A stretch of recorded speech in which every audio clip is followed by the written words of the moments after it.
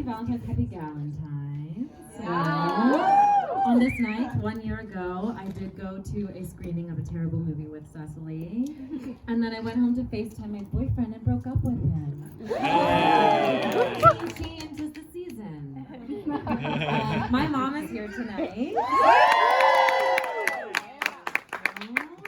She is wonderful. She is the portal. She's a fabulous mom. I really am grateful for her. She helped me to survive. She gave me food. She gave me shelter. She helped me to not drown in the bathtub. I have been bathing a lot of infants lately, and I realize it is difficult to not let them drown. They'll simply just underwater, and they won't say a word about it. She's a fabulous mom. She's fierce. She did vote for Trump. Lucy. I'm kidding, I had to do it. Fucking A! You can easily tell her party affiliation by looking at her. She's wearing tie-dye under her jacket, okay? She didn't vote for Trump, I'm sorry.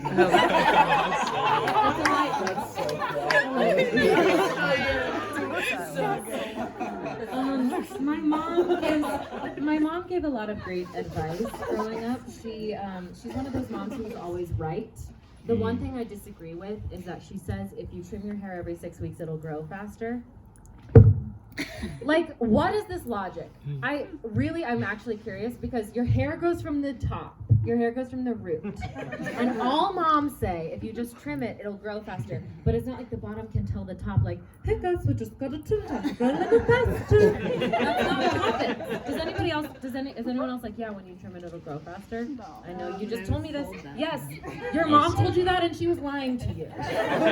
There's an Illuminati of moms who all tell you that. Their mission is to convince us that this is sound logic. It is not. I just felt like I needed to talk about that for years now. My mom is right about most things. Wearing a jacket to the movie theater, and I would sooner freeze to death than admit that she was right. She did. There are two things that she said my whole life that I really do subscribe to. One of them is, if you have a wedding without an open bar, you should not expect any guests. This is a true statement, I think. The other one is, never trust a man with 2 first names. Look, we've got one there with 3 first names, Davey and Joseph. And this is my best friend. What should I believe? We've got Aaron Paul, a sneaky bastard. We've got Tracy Morgan, obviously, don't trust him. Ricky Martin speaks for himself. And this one, personally, I find devastating, is Anderson Cooper. I'm sorry, but we can't trust him. She also gave me some good advice about men at a young age, and it basically came in the form of like,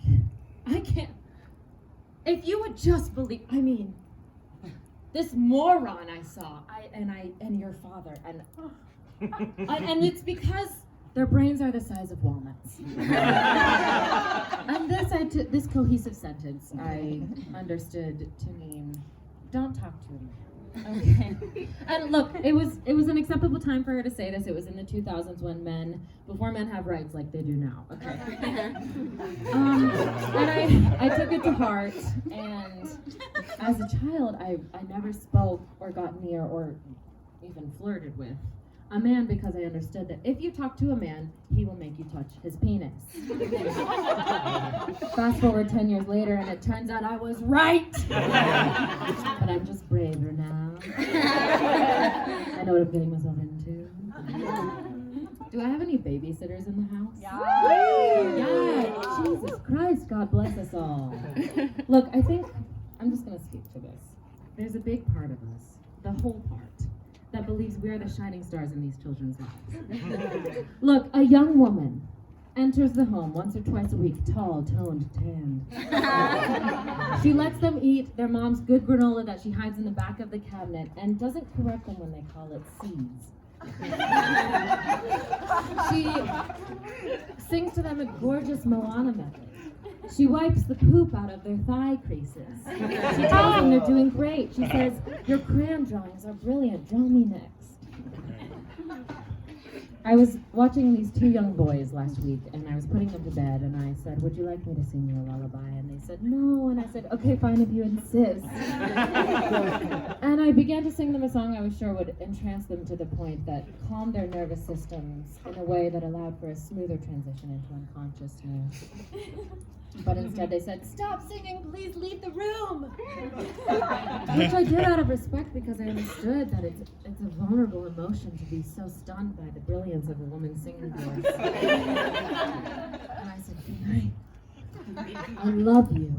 And I left the room and immediately raided all the cabinets for any good snacks, and then I struggled with the remote for about 4 hours. Until the parents got home drunk and said how much they enjoyed Jelena. It's so good, but you should go to Bestia. You should go, it's better.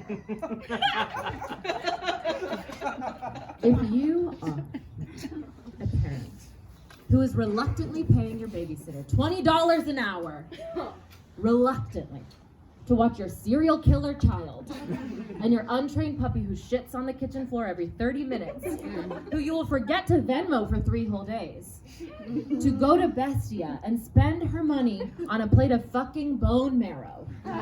You are worse than people who park in the handicap spot. You are worse than people who take selfies with cars. You are worse than the loudest talking man at a coffee shop. This has been a PSA. Thank you so much. Next up, we have the incredible, beautiful, gorgeous best friend of mine, Damien Joseph Quinn. Give it up.